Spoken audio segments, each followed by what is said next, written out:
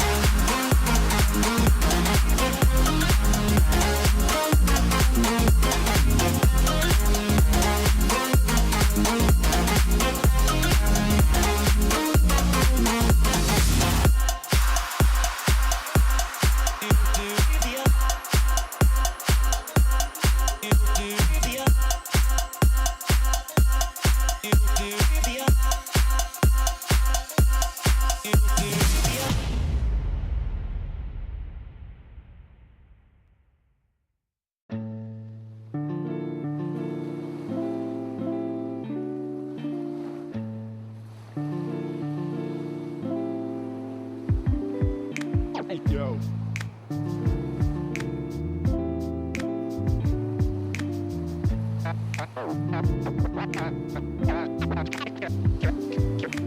Cash and the ticket is yours. Cash and the ticket is yours.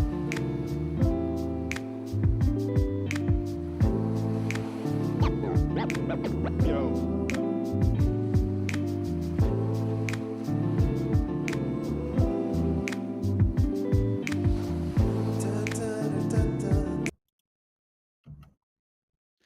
Welcome, everybody, back to CGL. We're still in the midst of playoffs here. We have a lower bracket here in our Masters division between Vizard and Iliad Poseidon. Both of these teams, Megalats here, are fighting for their lives here in the postseason. The loser gets sent home. The winner gets to move on, continuing through the absolute slog that is a lower bracket run here. But plenty on the line, and we'll see if these two teams are up for it. Yeah, exactly. It's always the fear of lower bracket with these CGL matches here. Obviously, a lot of people are going to be turning their attentions to Stockholm for the big stage, but here in NA, you still got some teams fighting for that tournament life, like you said here. And getting right into it, I mean, these two squads both very interesting runs so far that they've had here, not wanting to go down. But as we get a look at where we're going first and lineups and things like that, it's going to be interesting to see. Yeah, we've got our maps all ready. Well, at least the first map of tonight already set up here, folks. We do know we are going to Lijiang Tower to kick things off here. Not really a surprise, Megalast, for any of us here who've been around for even a single day. That's really kind of where most people want to start things off. There's plenty of history to it. You really kind of know what you're getting diving into Lijiang Tower. However, of course, the only thing that can provide some real wrinkles to it are exactly what these teams want to ban out, get out of their opponent's hands. Exactly, right. These hero bans, they've been impactful since they've been introduced into the game at all levels of skill here, taking out the right hero, um, and being able to sort of min-max that in certain ways can certainly both bolster a team as well as set them apart here. So you're definitely going to be seeing those hero bans come into effect here for yet another match here today. I'm definitely expecting. Looking at bans and things like that, I think obviously you have your popular ones right now, especially across the tank category, the Zarya, the Diva, the Ramadra, all being heavy hitters in the meta right now, and some teams just don't have it in the wheelhouse. But instead, Iliad Poseidon are going to go a different way and take the Tracer out of the mix.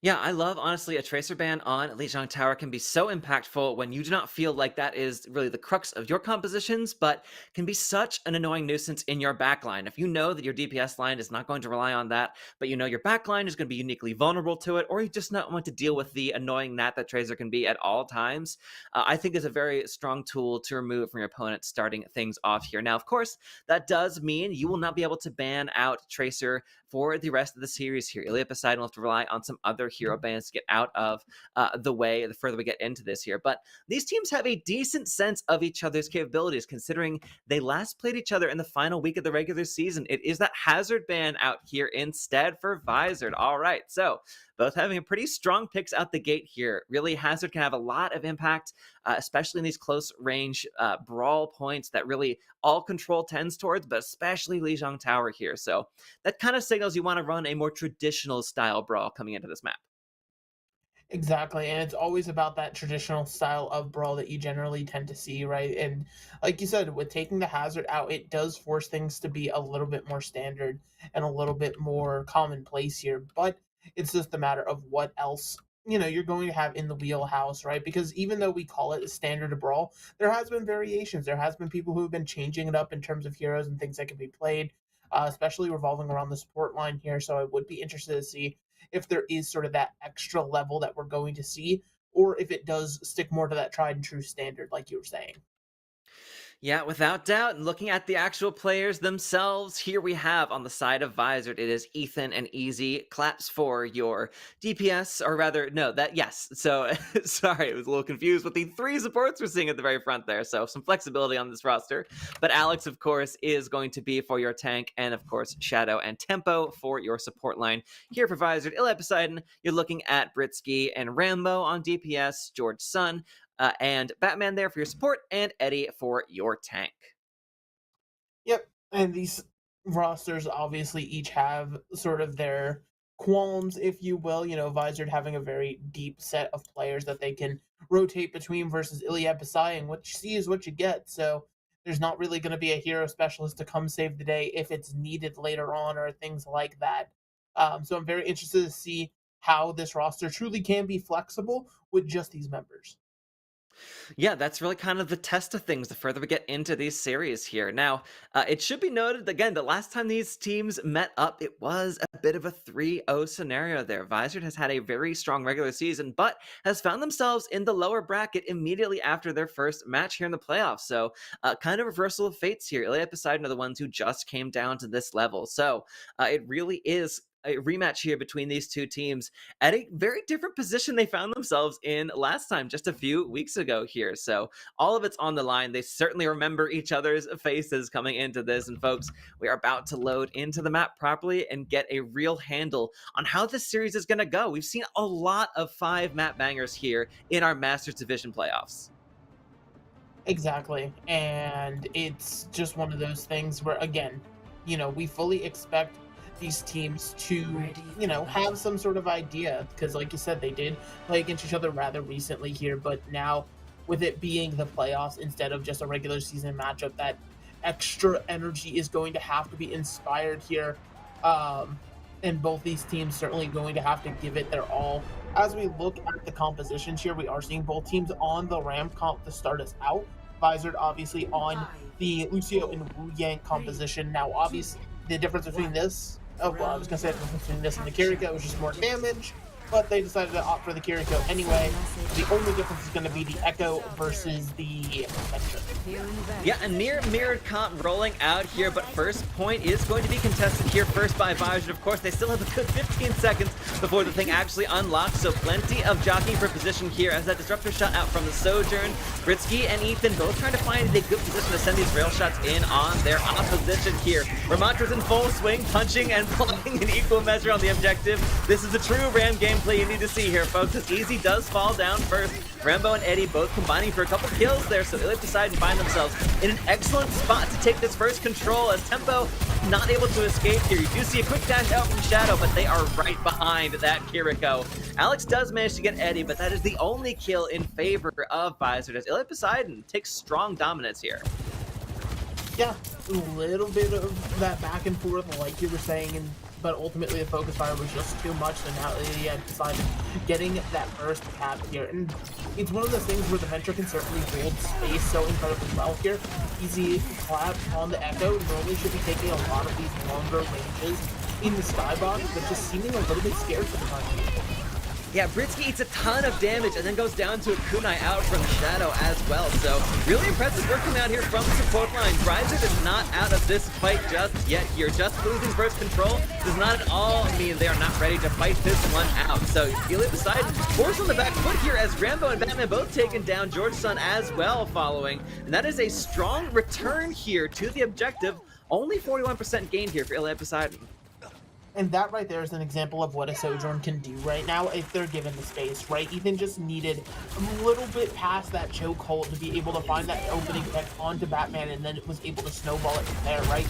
These Sojourns truly can be sort of lobby leaders in their own right now, as long as they're not chased down like Yeah, you really have to pay respect to your opposing Sojourn, certainly, and no mistake, as Rambo has Tectonic Shock ready to go. That can easily be a fight cleanup if you do place it in the exact right position here. The rush comes out, but that man is taken down immediately by Shadow Killer. Incredible work by the opposing Kiriko. We'll see if they can withstand the pressure being put in by this annihilation out from Alex the carry. Rambo cannot get away in time. And it is Britsky able to find some effort there with that Sojourn, but just too much overwhelming pressure.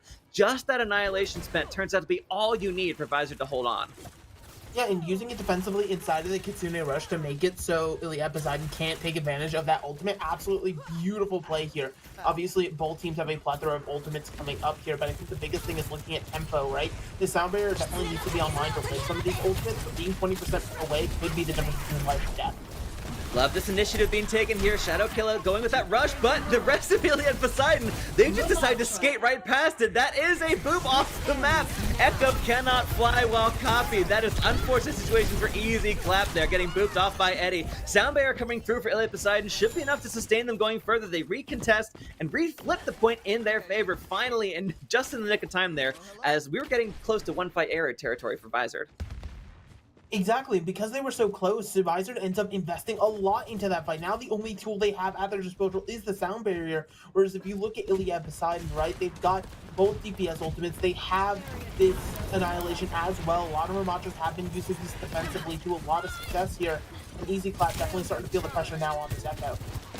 Bit of an overinvestment there, Vizard, for really no payoff in the long run whatsoever. All they burned out of Iliad Poseidon was that sound barrier. You have 3 ults ready to go for your front line here. That overclock could do so much work in these narrow corridors, but it is the shock rolling first. Rambo going ahead and burrowing around, trying to find some more targets here. Plenty of airborne capacity, but the overclock is just enough to clip those Echo's wings. Annihilation rolling on the objective as Georgetown has to play a bit more carefully, eating a bunch of damage on the approach as Vizard still trying to find their footing back here on the point, but they're being handed to a corner here. Alex the carry, I mean, popping Nemesis form is well and good, but I don't know if it's going to keep you alive long term unless the rest of the team get on the objective, and it's just not enough as overtime Wick starts burning.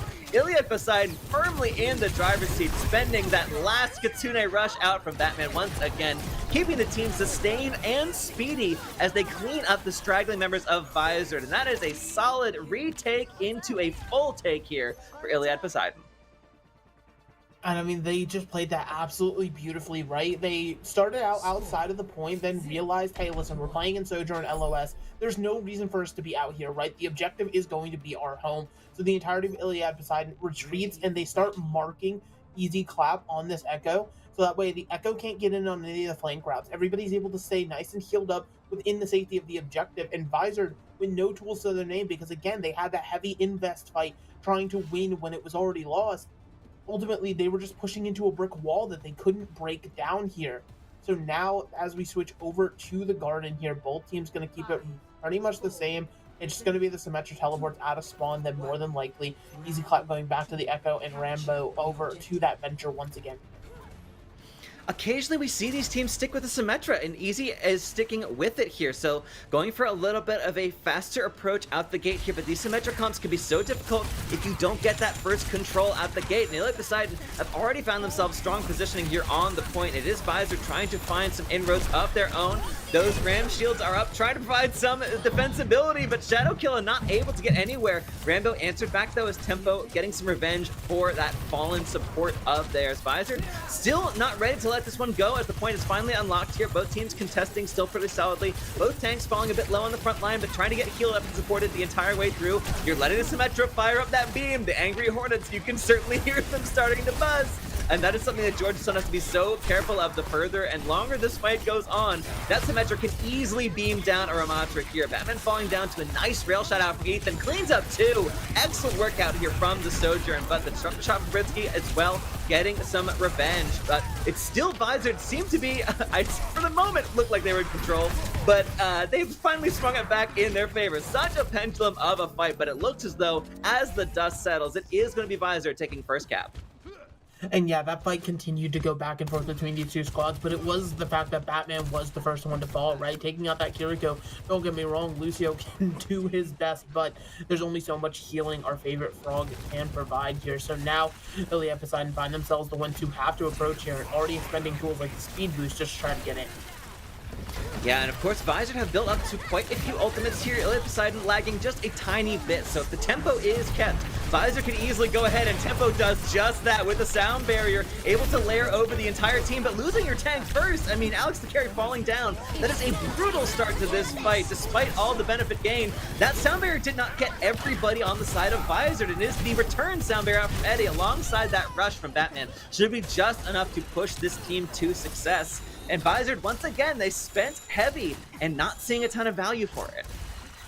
Yeah, so far these ult fights definitely have not been going Vizard's way here. Now, they're going to have a very interesting setup, right? With the Baptiste, you give yourself more healing, absolutely. But the awkward positioning comes from where do you put this amplification matrix, right? You want to sort of force your way into the objective, and Iliad Poseidon knowing this can just hold defensively like you see. Yeah, that's an early tectonic shock rolling here as Rambo is just holding this door into the white room. That is a horrifying position to be facing into that ultimate. You can really do very little in the face of it except drop a window of your own. And Shadow Killer doing just that. But of course, Iliad Poseidon just retreating behind the central pillar. They just can hide away and kite out this damage here. Annihilation rolling out from George Sun as well as the overclock from Britsky. Iliad Poseidon do not want to let this point go. They're willing to commit everything they have into this engagement here. We're still trading blow for blow, but it looks as though as the dust once again clears away, Iliad Poseidon have the control of this fight still, but Ethan is able to take out that Venture, which has been such a thorn in their sides on all these approaches here. However, there's still just too many bodies on Iliad Poseidon alive and ready to maintain point presence. So once again, Visor, they try to make an effort for it, but not able to find any bit of a toehold. Yeah, not being able to get inside, so now Iliad Poseidon again trying to hold on the outside here.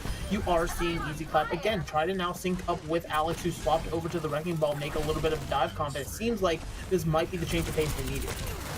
Yeah, this is certainly providing a bit of disruption, a lot of confusion onto the opposition here. Iliad Poseidon do not have the best comp right now to manage all of this dive potential of being applied here by Visor. So they will recontest, they will recap, and 42% about halfway to Iliad Poseidon's.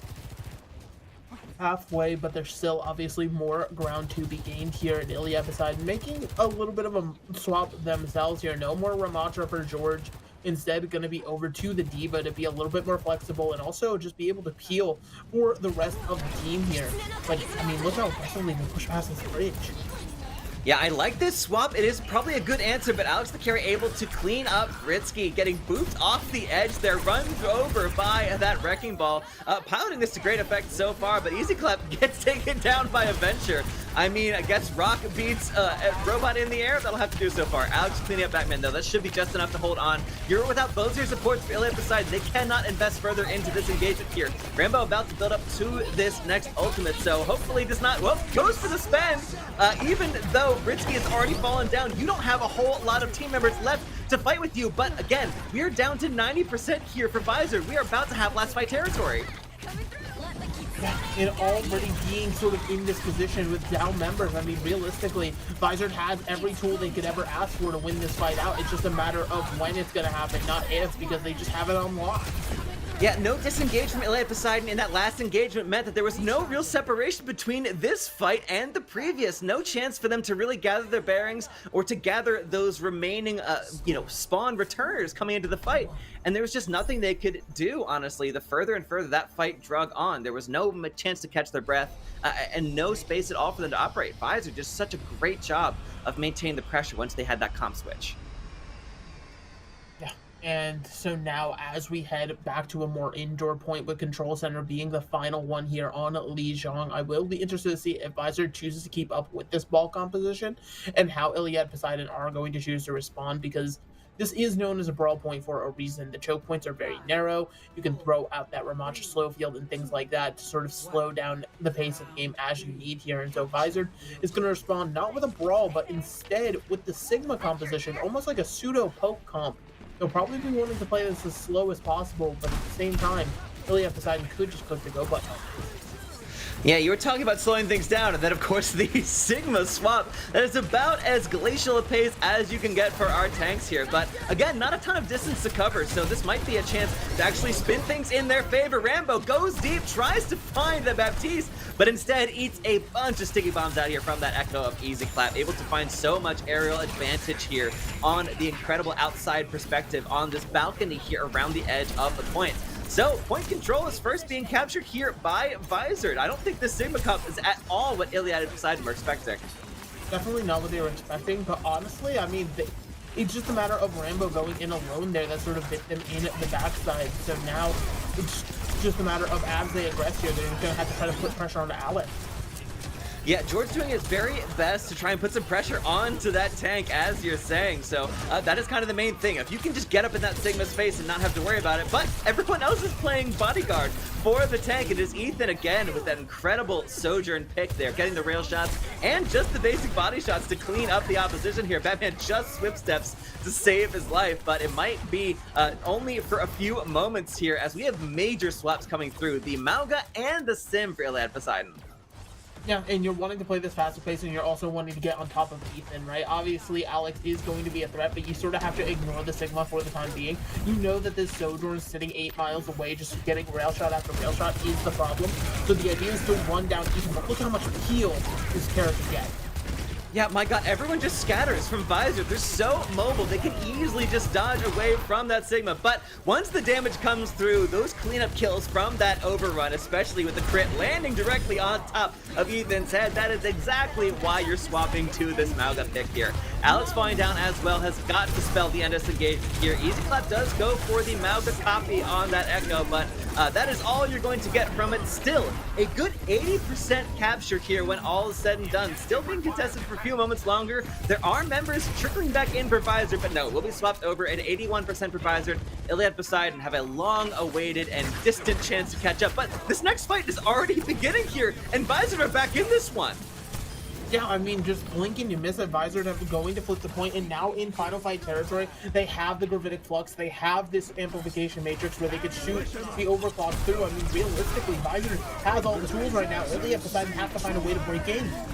The accretion through the window is just disgusting, and then the flux up in the middle of that sound barrier, and they're spending everything. Iliad Poseidon, no, they need to just touch the objective here, but they're running out of bodies to throw at the actual point itself, and that is the last member of the team falling down. An incredible change of composition and change of playstyle here for Visor takes Iliad Poseidon by surprise and nets them a 3rd point here, winning Lijiang Tower.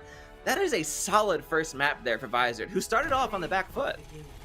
Absolutely. I mean, they, like you said, they started off on the back foot, not really understanding how to play into this brawl composition. They definitely were getting the worst end of it here, but being able to be flexible and adaptive is part of the name of the game here with Overwatch. And ultimately, that's exactly what you saw, where they were able to sort of go in and do exactly what they needed to in these maps. In these other sub maps with changing it up, and Iliad Poseidon just couldn't keep up, right? They sort of got outpaced, not just in terms of composition swaps, but in just terms of raw tempo, right? They definitely were not expecting some of the stuff that was being thrown out at them, so it certainly can be a bit of a pain in the side to try to figure out on the fly. Yeah, I mean, switching to the Wrecking Ball composition in the middle of Gardens was an enormous source of confusion for Iliad Poseidon. They didn't really have an answer to it the entire rest of that submap there. And once we got to, I mean, I think you might have expected them to continue running that Wrecking Ball since it worked so well for them coming in to Control Center, but instead playing what is essentially a Sigma poke comp. I mean, I cannot think of the last time I've seen that on Lijiang Tower. Maybe I've never seen that on Control Center, especially of Lijiang Tower. And to see it so handily deal with that Ramatra rush composition that just seems to be, the de facto composition on Control Center. I'm loving the variations that we're seeing out here from Visor. And I honestly think having that Tracer out is such a massive boon for them. That could have been such a source of annoyance and an inhibiting factor for these rare compositions they're trying to run here. But not having to at all be concerned about someone in your backline like that. I mean, the Venture was certainly providing a lot of difficulty. Rambo was very effective, especially on Night Market with that, but not at all at the level you would have expected if, say, you're running a Tracer instead. Yeah, could not agree with you more here. So, but now the Tracer will be back in play for what is arguably one of Tracer's best maps. You know, you're going over to Suravasa, obviously Iliad Poseidon getting the map pick here. Certainly believe that they can sort of force this to be more of a brawl mirror like we saw in that first round, and that can go back in their favor here. But again, if they lose control of the tempo for even a moment, Visor is sort of lurking like one of the alligators off the side of the map, just waiting for that opportunity to sort of jump in and cause problems here. But I don't know. It's one of those things of Iliad Poseidon definitely is going to have some kind of bounce back and at least show that they can answer what Visor is throwing at them. Because again, Visor has been the adaptable ones, the ones willing to change things up here. But overall, they still struggle in terms of just being able to keep up with the tempo. Yeah, it feels like Iliad Poseidon has the better sense of the standard comp right now, but we'll see exactly what they want to throw at their opposition here as we look at our bands coming into Suravasa, exactly how they want to try and provide some speed bumps here for the side of Visor. I mean, just with the flexibility of what we just saw, I think banning a tank would kind of be a bit of a waste. Clearly, they're comfortable on either the Wrecking Ball or the Sigma, so that's kind of a wash at this point here. But I think in that Sojourn mirror, the further and further we got into that map, Ethan kind of was pulling head and shoulders above the opposition there. So, but it looks as though the first ban is going to be onto the Lucio. I honestly, coming into Suravasa, I love a Lucio ban that immediately provides such a wrench in everyone's plans. Exactly, and Iliad Poseidon being the ones to ban it out here, this should be rather telling, right? This should indicate that if they're going to play the Brawl, it's going to be off the Juno speeds, right? And it does change the dynamic of the game quite a bit versus, that first map you were watching Lucio sort of hold those sound barriers, use them reactionarily, and things like that. The Orbital Ray, much different ultimate where you're sort of having to be the aggressor, as well as Juno herself can put out a little bit more damage in these situations here. So, having to be on the same page is the only other downside. Juno, you got to make sure everybody's caught up in these rings. Meanwhile, Visor going to be taking aim at the Cassidy here. Not fully sure. I mean, maybe they were worried somebody was going to try to opt out of the Sojourn duel, play this closer ranges. But overall, the Cassidy wasn't something we really saw on map one, so we just shot it to shot it. Yeah, I mean, if you want to force the Sojourn duel, I also see that because, again, I think Ethan was kind of winning that duel the further we got into it there. And Cassidy is kind of the flex you would try and adjust to in answer to that if you want to still have that mid-range, close-range, capability. But yeah, I agree. We didn't see any Cassidy whatsoever on Lijiang Tower, so wouldn't have been my first choice here. But Visor, they got some stronger sense of things. I mean, they came out the victors in the last map on the back of some very unorthodox picks themselves, so I think I'm giving them the benefit of the doubt before we head into the second map of the series here. It is going to be the same roster heading into this next map. Everyone feeling pretty good in their roles so far. Again, the flexibility of Visor really paying dividends for them, whereas Iliad Poseidon, they've got that, more focused, individualized composition here where they only have so many members of their roster. We'll see if that's a weakness for them the further we get into this series here. It feels like they might be kind of set on one particular path to victory here. One particular path to victory, and I mean it can sort of be an interesting sort of setup. But as we are loading into Suravasa, I just love Suravasa. Shout out to all the NA players who don't vote for this map. It's very telling of your elo. With all due respect, if you just never vote for a Flashpoint map in your life, just indicate to me that you are a terrible player of the game. That's all you're doing. But regardless of my rant of the ranked woes here, again, it's just a very standard map in terms of Flashpoint, especially with some of the changes here.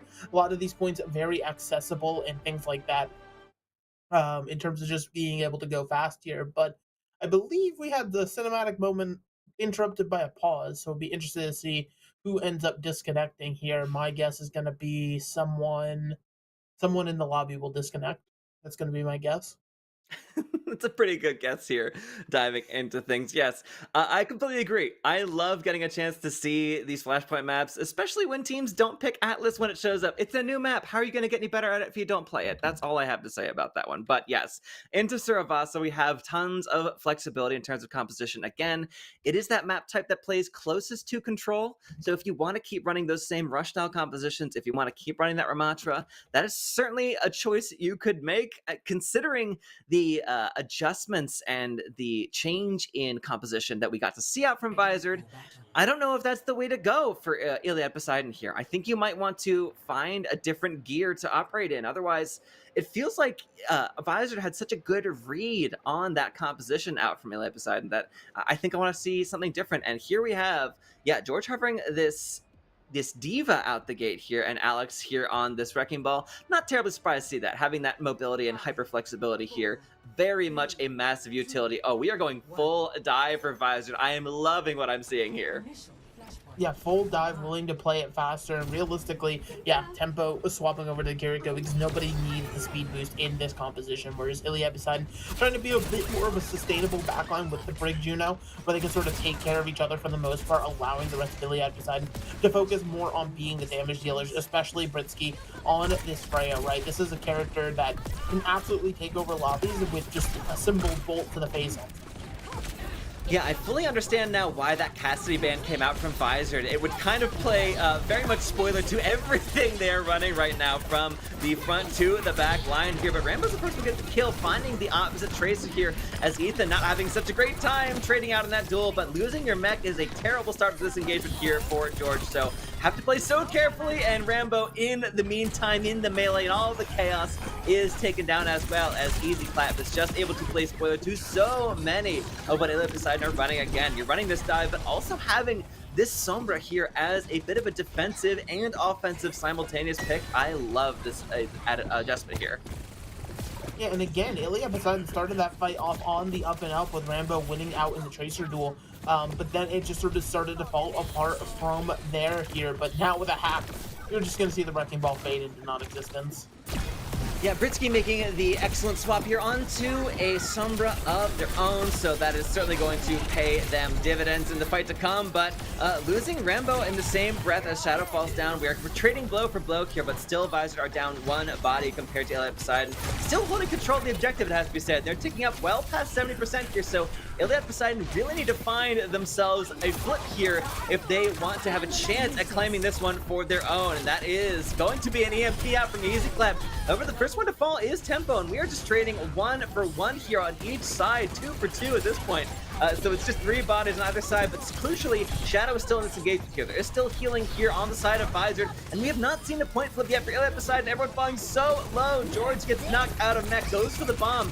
Desperate to get this remech, desperate to get a chance to get back in this fight here. The hack comes out for Alex. That is a perfectly timed deploy fair from Britsky. Really solid teamwork there, but still getting demech immediately as George gets out of it once again. Rally rolling for Eddie. The point has been flipped in favor of Ilya Poseidon, but for how long? As the minefield out from Alex is enough to clinch this fight in Visor's favor. A nice attempt here, but not nearly enough, as the first point goes Visor's way.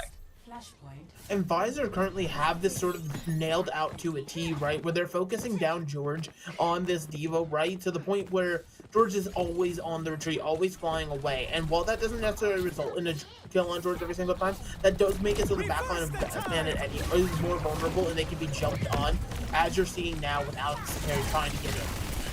Yeah, Tidal Blast on to the Wrecking Ball. Doesn't really find anything for it there, and that is a Pulse Bomb 8 that from George. So Ethan not finding any value whatsoever with that ult. That's kind of a brutal start here. Spending 2 ults immediately and getting nothing for it, losing Easy Clap as well. I mean, that's as good as an opening fight as you can possibly hope for Ilya Poseidon, not having to spend any of your ultimates in response. So a really solid adaptation, really solid fall back decision from them. Didn't have to take that engagement too hard, but able to go to the point as quick as you like, and they'll take first cap. Yeah, and that first cap is massive here because they do have some tools to sort of build on it here. George, again though, you're seeing this hack play out onto the Diva in real time where George just can't do anything. No, that is, again, a very fast re-engagement here from Visor. Again, of course, you're not terribly surprised considering how fast each of these heroes can, at minimum, move here. Oh, the stagger onto the Diva is brutal considering the point flip has already occurred. You've got to be a little bit careful not to let her get back into that mech as George is just trying to find a way back in. Does not make it. Ethan cleans up the kill finally. That is a brutal stagger. It's a brutal stagger, and it's going to lead to an even more brutal fight coming up here, right? When Ilya and Poseidon make this next approach, they don't really have any tools walking in, and there's going to be wandering into the arms of Easy Clap, who has another EMP ready to go here, and Alex also ready to combo it with a massive slam. Yeah, so you're looking for this Pulse Bomb to find some value here. No eat potential out on the side of Visor. So Rambo is fully available to find some real purchase with this Pulse Bomb. But of course, the remech capability is also present here for George. Not able to get a ton of value with that last one. We have seen on very rare occasions here, some of these teams go for very proactive Diva Bomb. I think on this objective, that would be a really tough situation here. Only save it for that remech potential. That is an EMP out, and that is 2 immediate kills for Ilya Poseidon. Visor, not even knowing when to hit you. It is the EMP from Easy Clap that was kind of immediately dusted the second you use it. So vulnerable for a few seconds there as overtime is finally starting to tick out here. Shadowkill is still back in this fight though, getting 2 kills. This Young is out for blood, and it looks as though Visor, they've got back into this one despite going down 2 at the very start of this fight. 3 alive turns out to be all you need, and they're going to Flashpoint point here already. Yeah, I mean, Visor have just looked so in control here, and Ilya Poseidon just haven't come up with any answers realistically, right? Their tank is getting super focused. George now off the Diva over to the Hazard here, I feel like that might even fare worse against the Sombra here. It's just one of those things where there needs to be some kind of playmaking adaptation, whether it's just somebody sort of marking Easy Clap a lot or what have you, or just going in and nuking a Fury. Yeah, I mean, we've seen that is exactly what's going to happen to a Hazard when you're faced down with a Pulse Bomb and all this incredible hyper-mobile potential on the side of Vizard. As Elliot Poseidon, yeah, they're just getting torn apart here. Every single way they look, there's a Racer, there's a Sombra, there's a Wrecking Ball, there's even a Wuyang and Kiriko tossing things directly at your head. Yeah, that's first point going the way of Vizard, and they have quite a few ults to work with in this next fight. Exactly, both these support ultimates can obviously be massive, and again, they always are playing up. They're always being the aggressors here and not even giving Iliad a chance to breathe. I Tidal Blast directly on top of Eddie. That poor Briggs did not even know what hit her. Has that rally ready to go, crucially there, but the rest of the team just not able to sustain very much further there. Batman does have solid healing with this Juno, but again, having to do it all by yourself while the rest of your opposition is just so mobile, still able to get to you, and that is an excellent rescue of that Wrecking Ball. However, massive EMP out from Britsky should be enough to clean this fight in Iliad Poseidon's favor, but we've seen some crazy heroics out of your Vizard, but not this time. It looks as though this fight very much going the way off the back of an excellent EMP from Britsky. Yeah, but the issue is those fights are few and far between. Iliad Poseidon needs to come up with something besides EMP to be a fight winner here. They do have some tools that can do it, right? The downpour catches on to at least one member. You can just focus them down, take them out of the engagement here. It's going to be your best, most ideal way to sort of get purchase back on this point, because if you allow Vizard to get into the objective here, it's going to be bad boy. Decent amount of aggression coming out as the orbital ray is rolling out from Batman, as well as the downpour locks up tempo. That poor Kiriko. Yep, they're just gonna call an end to that fight. But the point has been a little bit flipped here while this fight has been going on well and truly off the objective. So any further capture percentage that could have gone Iliad Poseidon's way is completely taken off the board. And we have 83% here gained for Vizard, who are still kind of coming out the victors in this fight. It looks as though there's still a couple bodies alive, ready to contest and fight here on the point. Now, crucially, George the tank is still alive here on Iliad Poseidon, but that Wrecking Ball is just immediately back in these engagements. Alex cleaning up their opposite. George falling down immediately as this next fight kicks off. And that is a point flip here. And honestly, is there going to be a touch for Iliad Poseidon? I mean, if there is going to be a touch, right, you're going to be getting somebody into the point, and it's going to have to be past the minefield. And if you touch, congratulations, here's an EMP with your name on it, and you're already short-handed with Britsky going down. Yeah, you got the touch, but at the cost of one of your most valuable pieces on the board. And Iliad Poseidon, they are just facing down. I mean, talk about a dead-end shuffle. You know there's an EMP waiting for you with your name on it. Easy clap, finding the layover, and it's Alex cleaning up 4 bodies in that fight. Incredible work out there from Vizard, from top to bottom, start to finish. That was fully in their control. Yeah, there was never a point it looked like it was out of Vizard's hands here. They had everything in their hands, and now already finding themselves on series point. Iliad Poseidon, they may have just run out of tools in the bank here, and that's not necessarily a good place to be, right? Tournament life on the line. You definitely want to be able to come back and come in swinging here, but realistically, I mean, what do you do? There's so much being thrown at you. Maybe now you'll have the capacity to work with and things like that, but this dive is just unstoppable, it feels like. Very much feels like Vizard has this entire thing mapped out. Super villain levels of understanding their opponent here. So that is going to be the second map done and dusted. 2-0 here, folks. We're going to throw it to a quick break before we head into our third and, again, potentially final map in the series. We need to see Iliad Poseidon find an answer, or Vizard could take it all. We'll find out in just a few minutes. Cash and the ticket is yours.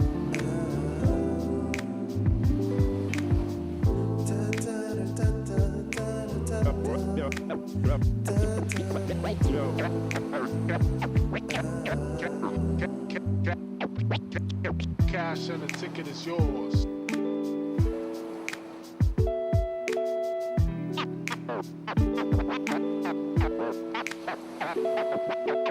Cash and the ticket is yours.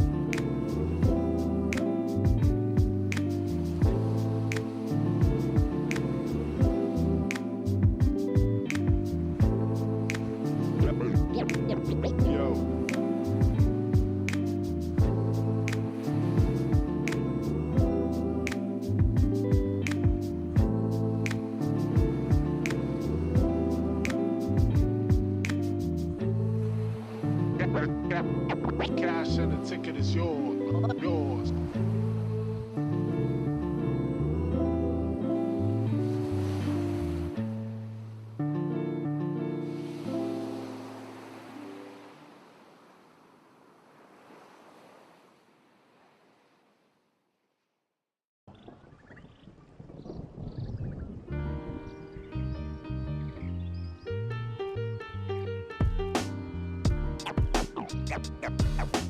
Got lots of love.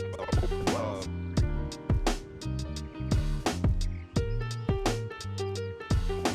Got lots of love. Love. Got lots of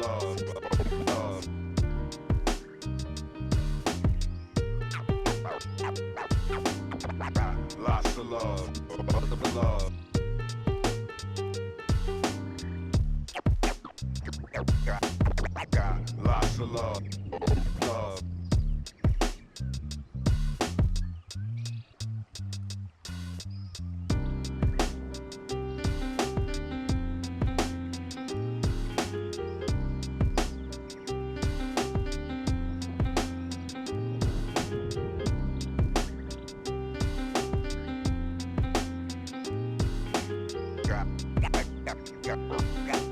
Got lots of love. Love. Got lots of love.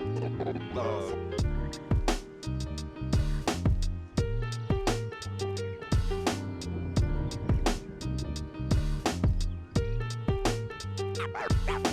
Got lots of love. Love.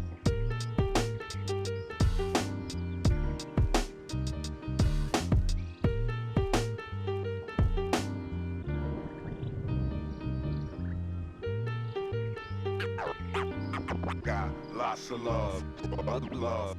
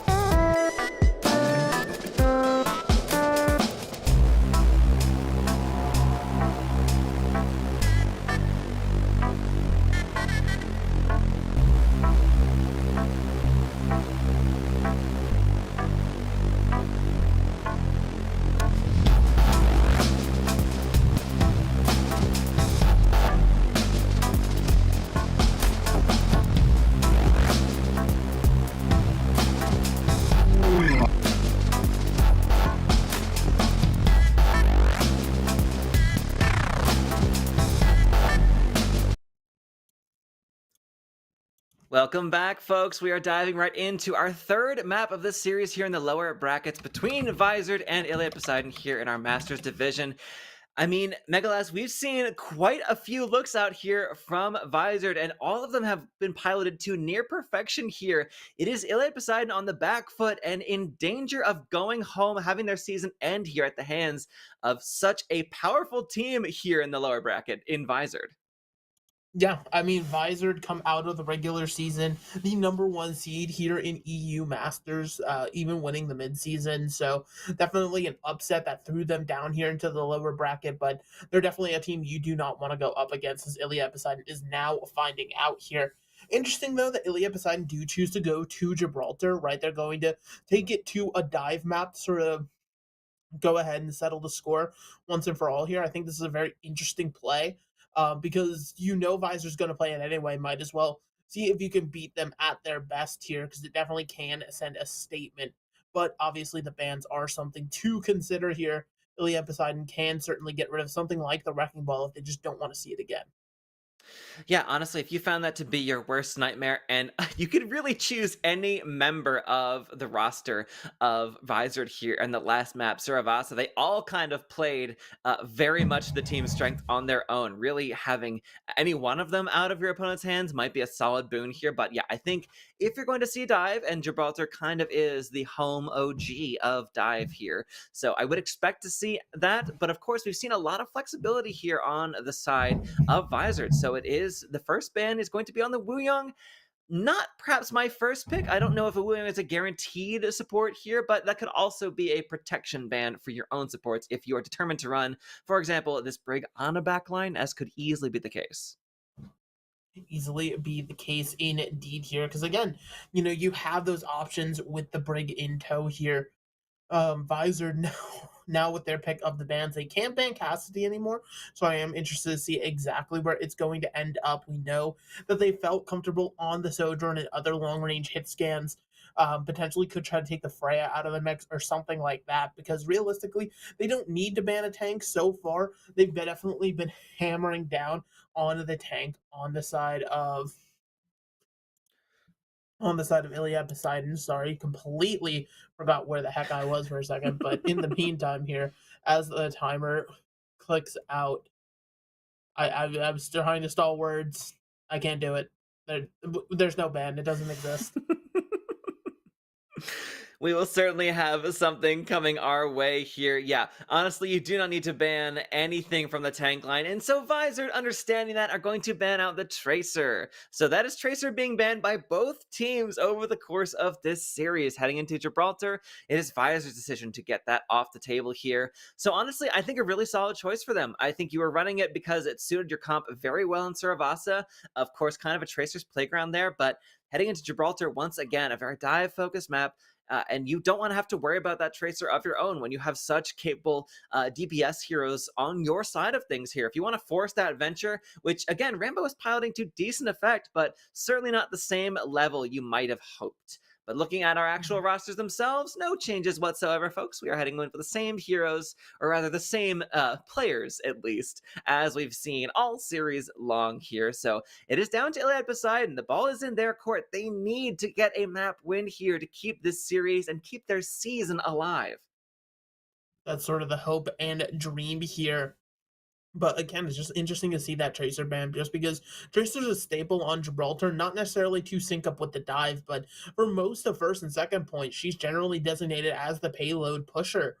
Right? She's going to be somebody who's constantly contesting objective and making it a thorn in the defender's side when they have to give up the high ground to send people down just to sort of contest the Tracer. So completely taking that option off the table is an interesting one, to say the least here. It is going to open up more opportunity for Visor, where they don't have to play the Tracer per se. But again, we are just simply trying to wait and see what exactly is going to be cooked up in the back line, as apparently somebody decided to disconnect. They didn't want to be here anymore. Trying to drag out this series just a little bit longer here. We'll have to see exactly how we take this one into it here. But of course, yeah, not having the Woyong access is certainly a decent swing here. I mean, Shadowkill was really looking very solid on that all the way through, but that was kind of just a Saravasa pick. I would not expect that coming into Gibraltar. You certainly could run it. He is a bit divier than other certain members of support, but this is just so frequently either a Brig Ana or like a Kiri alongside something else. Effectively, you could run Kiri Woyong, but I don't think this is really kind of what's shaken out for Woyong as far as a real true meta map for this newer hero here. If you wanted to run the Kiri Brig, however, that's certainly an option. That Ana does allow you a lot of flexibility, however. Yeah, and that flexibility, it's obviously something that you want to talk about, right? Because like you were saying with the Wu Yong, there was a lot of times that it sort of enabled tempo and it enabled aggression for the side advisors, right? Being able to have that throw the tidal blast out, as well as just a source of healing you don't really have to think about, right? It's sort of a better version of the Zen orb that you could just place onto somebody and just completely forget about them. Let you go be aggro, do a little bit more damage and things like that. So certainly a support character that can lean in and do the damage with the best of them.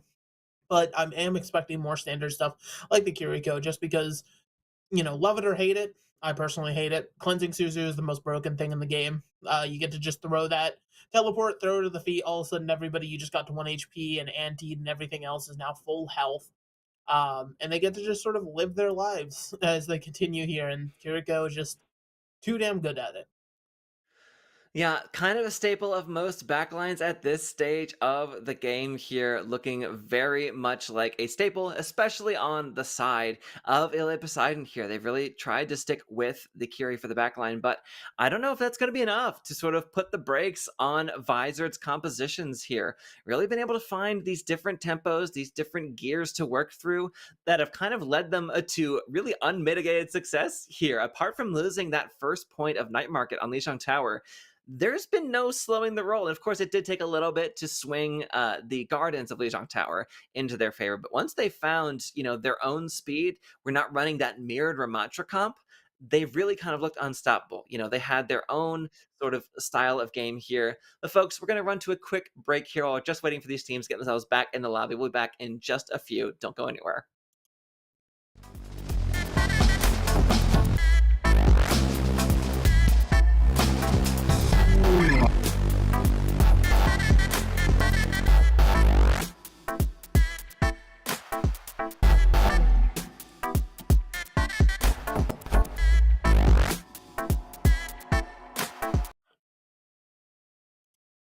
I told you not to go anywhere, anybody. We're getting right back into the map itself. So here we are. All players are back into the lobby. We're about to light up Gibraltar here. Again, this is our potential final map of the series here. It is down to Iliad Poseidon to find themselves a sticking place to really set a tempo going further. They have to reverse sweep the series if they are to win this one here. Vizard, they're just trying to make this one another day at the office. They're clear here going through the lower bracket so far. They've already taken out one opponent, and they're keen to add another to that roster. They want to get all the way to that lower final and then into the grand finals once again, determined to make it all the way through here. And a stepping stone like Iliad Poseidon, nothing at all for them to worry about.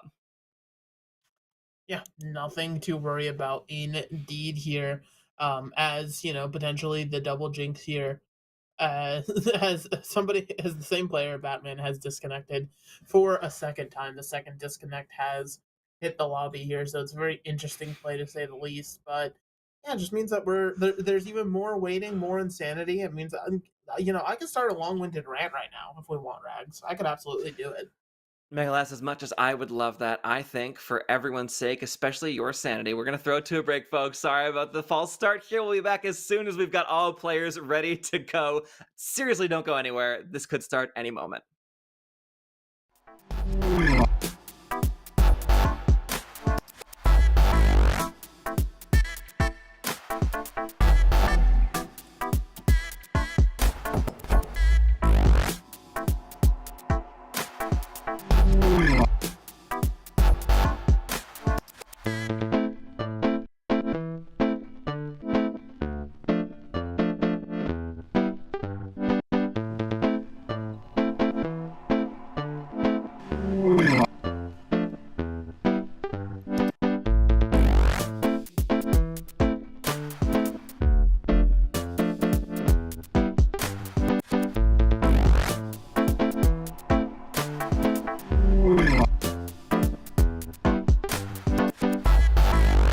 Initiating match.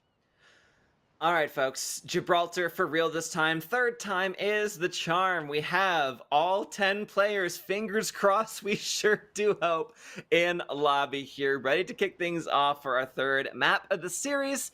This is the chance for Vizor to clean things up 3-0 the exact same way, crucially. These two teams last met in the final week of the regular season here. It was a clean 3-0 here from Vizor, who again, as we mentioned before, the top seed coming into playoffs here. So being in the lower bracket so early was kind of a blow for them, but they have really made it work to their advantage here, cleaning up one team already and looking to add a second to their list. Iliad Poseidon have their backs up against a number of walls here. You might even call them cornered at this point. And we're looking at a solid classic dive composition here with George here on this Winston and Ritsky at a long-range Ashe.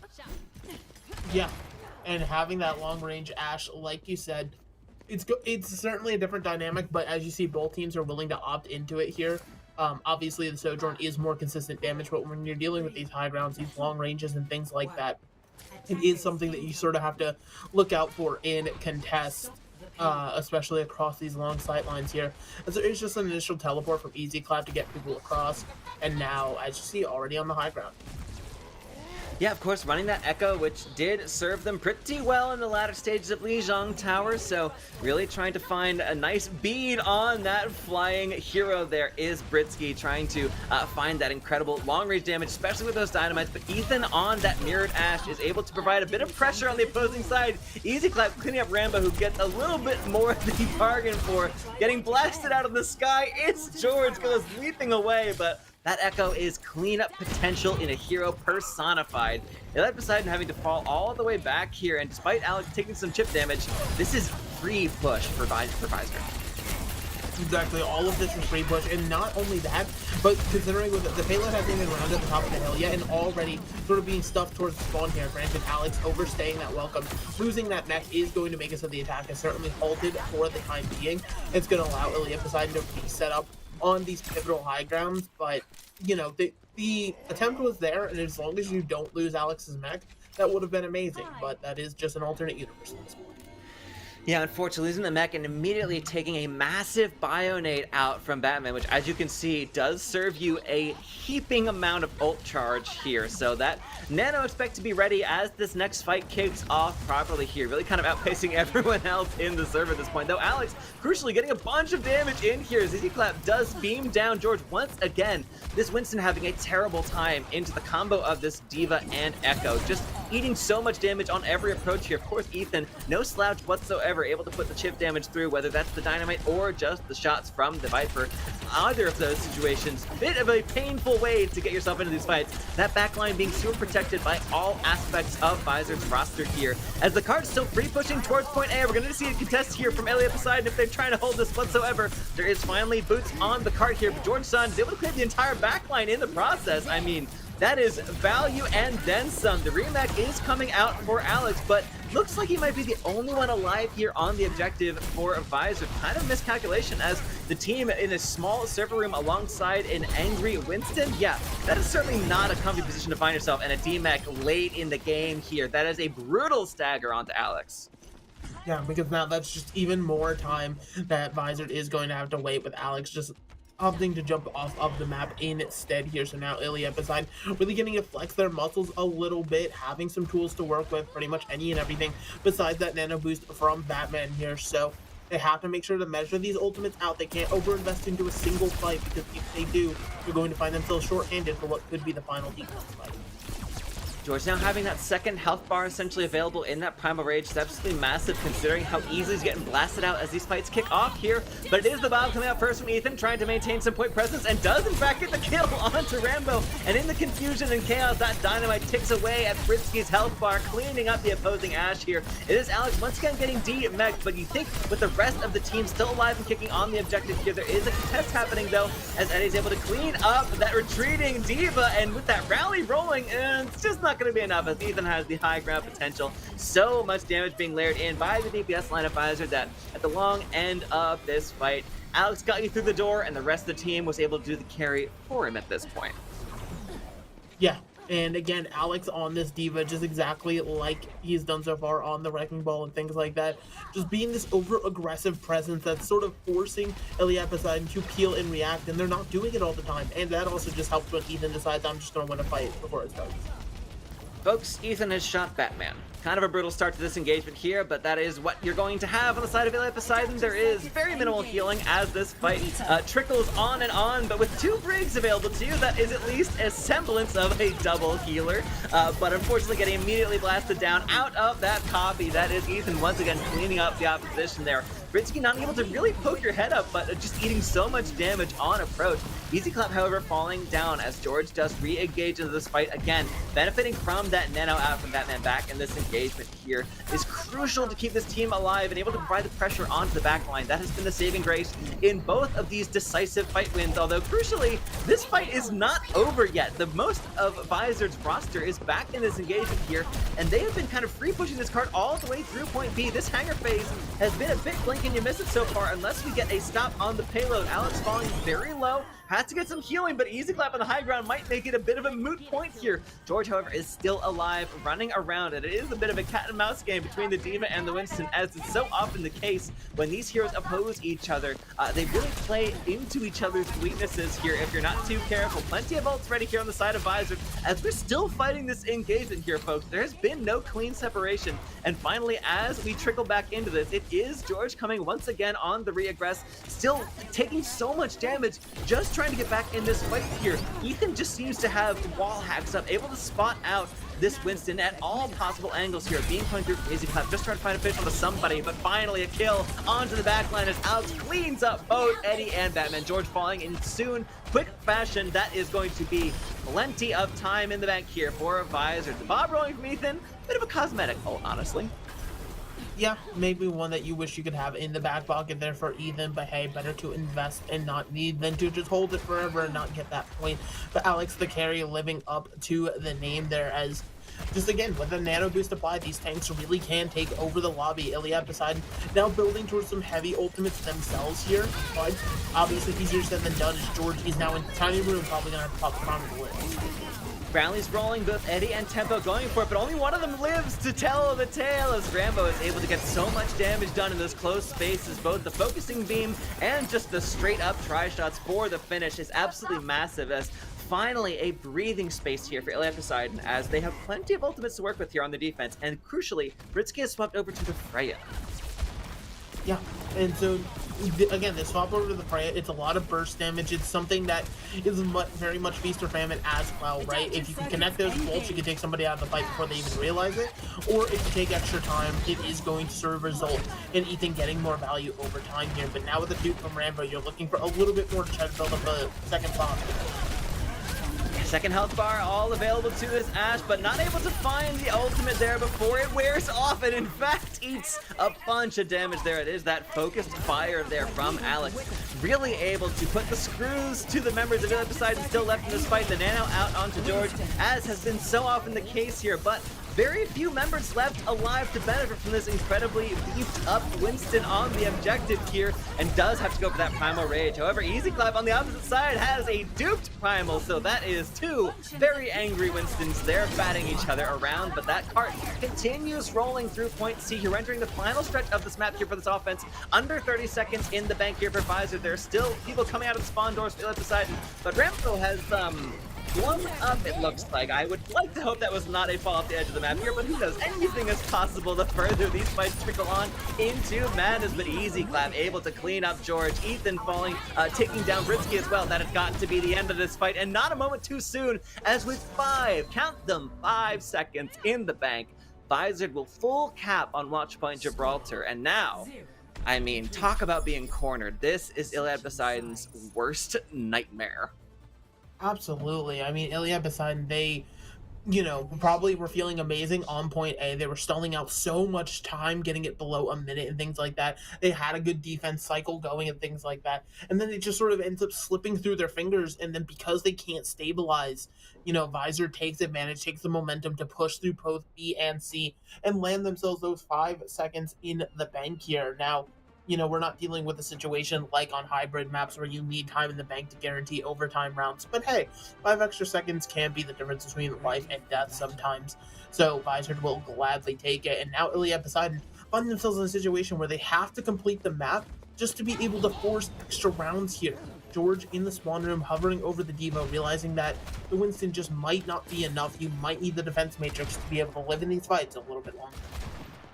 Yeah, I mean, you feel really good about that initial point A defense. There was so much time burned off the bank there. Iliad Poseidon really find themselves a good sticking point after those first fights didn't really go their way. They were able to rally around and hold down that high ground very effectively, but yeah, just eventually getting broken down by the onslaught that is Visor's offense. So now it's Visor's turn to make this defense. We'll see if they are all offense or if they're able to play both these roles quite effectively here. Crucially, we've not seen a map that does either of these things, but that is in Bionade cleaning up to immediately. I mean, Britsky and Eddie, blink and you miss it, they're gone. They're a little bit not here anymore. Batman as well has fallen. That is incredible lob out there from Shadow Killer. absolutely massive, but also George, seemed like realizing the play was going to happen, just shows up with the defensive matrix too late. I don't know if maybe you missed the teleporter or you just were planning to fly across and you just ended up getting delayed anyway. But regardless, on the D.Va, you have to be there to sort of use the defense matrix on these bio nades. Otherwise, it's just going to happen over and over again. There's so many set nades that most Ana players know at this point.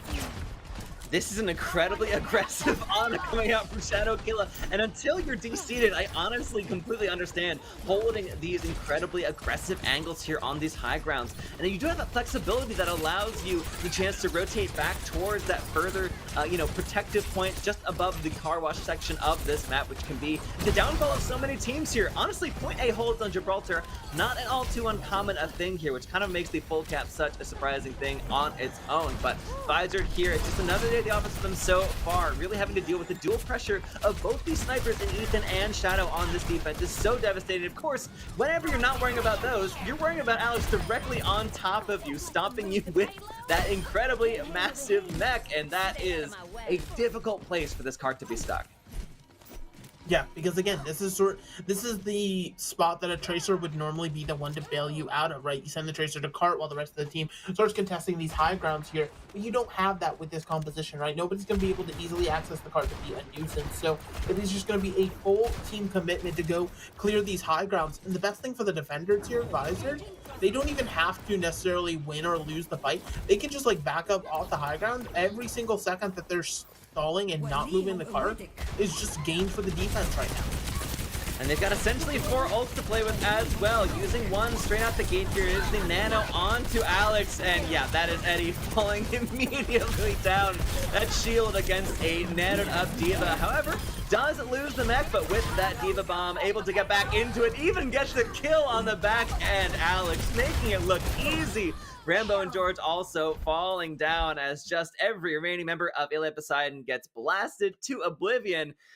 And yes, folks, we are heading towards a bit of a pause as we are in the midst of this push coming through. Let's hope it's a bit of a short one here. We've already had 2 fantastic ones. It had to be the rule of 3 here on Watchpoint Gibraltar. We'll get back into this as soon as we got things squared away here. But yeah, Iliad Poseidon having such a tough time on their offense. And Megalas, we've already burned 2 minutes 30 off the clock. Exactly, and things are clearly getting desperate, right? The Widow swap there. I don't even know how, the Widow's in position to die to that D.Va bomb. It's completely inside. The Widow wasn't involved in the fight at all, but hey, listen, happens to the best of us there sometimes. So now, the episode having to try to figure again, they're not able to adapt, right? Visor clearly has them sort of beat in terms of tempo, and they think it's just a hero thing, right? If they're just swapping over to the correct hero or things like that. But it's a playstyle difference that you have to make, right? So far, like we've commented, Visor just being hyper aggressive. All members of this team, including even the Ana player, just willing to get down and dirty with the damage here. So it's just got to be one of those things where Iliad Poseidon has to start punishing some of these over aggressions if they want to look for a path forward. Yeah, there's certainly room to punish Visor, but Iliad Poseidon have just been not at all in the position to do so. They've found themselves so easily scattered by these incredible plays coming out, this incredible aggression as well. I mean, that focusing beam play, this is exactly what we're talking about. Easy Clap has not stepped off the gas pedal this entire series long. This Echo just allowed to play with house money here, copying on that Brig, not even building up to this rally, just enjoying the cosmetic of being a different hero for a few moments longer here, locking your opponent in. Crucially, I don't think I'm expecting any to swap whatsoever, especially considering you almost had that rally online, but that's a crucial little bit of tech there that you can have at the end of the day for your ranked games if you didn't know that about Echoes. Fun fact, I've known it happen to me plenty of times here. But all that being said, George is still here with this remake capability, and Rambo is now on this venture still here on the offense, which, again, we've seen a lot of good things, a lot of good plays out here from Rambo on this venture. Is it going to be enough to turn the tide in their favor? I don't know, but it's good to see a swap for them. It's good to see them trying something else, because clearly running into it headlong has not been serving them in good stead here. The rally out from Tempo should be enough to hold this high ground here, but the Remac, the Diva Bomb out here, does land on the easy clap. It's exactly what we've been looking for here. A nice chance to punish this incredible aggression here from Visor. So Ilya Poseidon, however, down their tank for a few moments longer here is just such a difficult way to continue this fight. Ritsky, though, does answer back. Ethan taken out the second you let loose of that bomb. So still 5 bodies here alive inside of Visor, but the overtime wick has started burning, folks. We have not even pushed this cart through the car wash section of Gibraltar here, and already we are hemorrhaging team members on the side of Ilya Poseidon here. This offense is falling apart. There are still 2 people pushing this cart, but for how much longer, as Alex does get healed up, that Mega Pack doing absolutely wonders. Britsky, however, is not done. Doing a single-handed lift for the rest of the team. George not able to get that remake and getting chased off the cart. Is that Lucio returning to the fight? No chance, no dice, no thank you, say Visor. Their defense, even if not more dominant than their offense, will clean up Watch Point Gibraltar and will clean up the series in 3-0 fashion. Moving on in our lower bracket run, well, we unfortunately have to say goodbye to Ilya Poseidon. Yeah, and Visor coming into this again, they certainly had all of these adaptations and things in the back pocket. It almost makes you wonder what could have happened, what could have upset them to send them down to this lower bracket, right? I mean, this is a team that has looked damn near unstoppable all year long, but they do have just these sort of these weak moments, but they seem to have patched them up pretty well here. Iliad Poseidon found some purchase very early on Li Zhang, but it seems like after Visor realized what was happening, they were able to just sort of shut it down, and Iliad Poseidon ends up falling by the wayside here. Yeah, just unfortunate. The further we got into the series, the more it felt like the wheels kind of came off here for Iliad Poseidon. Visor got stronger and stronger as we went into these maps here. And of course, after the first one, these were all entirely the decision of Iliad Poseidon here. They had the full choice all the way through, and none of them really were able to provide an answer to the opposition at the further we got into things. So really incredible adaptations out here from Visor to Iliad Poseidon.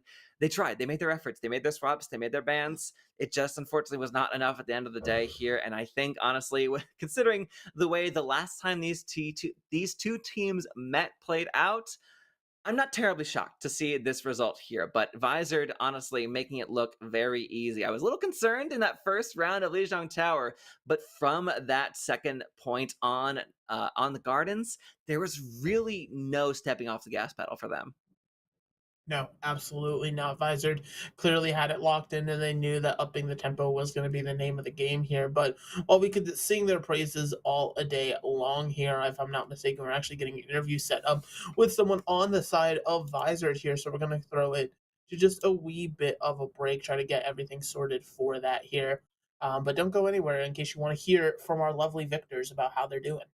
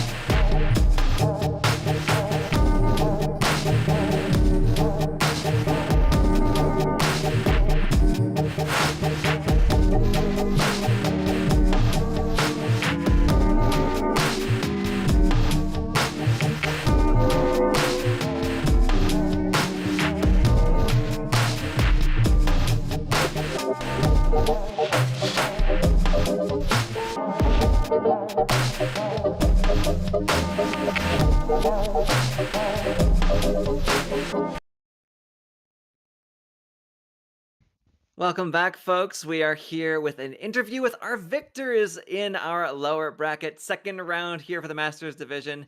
We have from the team of Visored, we have Alex and Tempo, who just had a fantastic 3-0 victory over Iliad Poseidon and stay alive here in the lower bracket run. To both of you, how you feeling after that victory? I guess I'll go first. I was kind of the new person that just jumped in because they needed someone. Both of the main support players were not there, so I was kind of nerve-wracking. But I think I was really good. We were really good, and that 3-0 felt really nice for all of us. I would believe so. Yeah, it was pretty good. We're disappointed to be in the lower bracket, so we're just trying to get through the lower bracket as much as we can and hopefully make the final. So, trying to prove that we shouldn't be here. Yeah, I was actually going to be asking about that here, because obviously you come into the postseason the number one seed here in the Masters tier, and you end up going to lower bracket pretty early on in a massive upset way. Is there any sort of like idea about why that match went that way, or was it just an off day and now you guys got to lock in? There's a few reasons. I mean, we hadn't scrimmed before that for probably a month. We just had so many issues, we've had so many issues recently within the team. People having mental boom, mental issues. Like we've had lots of issues go within the team. And so we haven't been able to scrim, haven't been able to really play the game together, haven't really been able to talk much. So we hadn't been able to do much. So we just fell off a little bit, but we're starting to get back into the groove of things and start to roll back to how we were when we won the mid-season tournament. So we're starting to show that we shouldn't be here anymore. Or should be here still.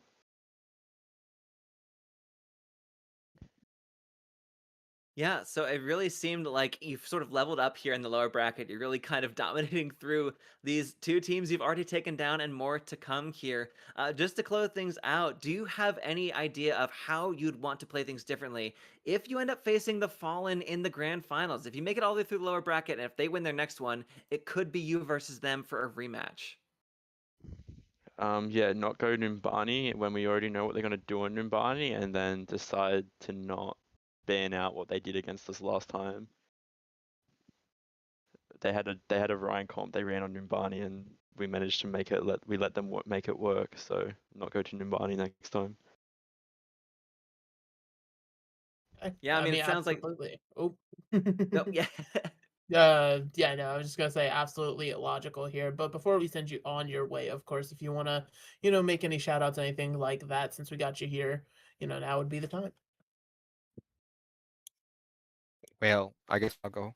Uh, well, the man here, Alex, he kind of does a lot of the call outs and a lot of the playmaking. I want to shout him out. He's honestly one of the best players I've ever played with, and I believe that so, and I believe he is going to do great things around here. I would like to shout out all the people that have been there for me recently. I'd like to shout out T1 for not losing and not choking, not getting reverse swept again. I'd like to shout out Shadow Killer. That guy's a G. All right, well, thanks so much, both of you, for joining us. Once again, congratulations on the victory and best of luck fighting through the lower bracket. Thank you. Thank you, thank you. All right, folks, that is going to do it for us here on tonight's broadcast, but do not worry. Tomorrow, the playoffs continue. Looking at what is, for us here on the East Coast, the evening time, but in the UK, or rather the afternoon for us, evening over in UK time, European time. We are looking at a match here for our open tier is going to be tomorrow afternoon here. So look forward to that. Still plenty more Overwatch here in these playoffs for CGL for the rest of this weekend and on. So we'll see you once again tomorrow. Do not miss it. From all of us here, from Rags, Megalas, everyone on production, thanks so much for joining us, and we will see you tomorrow.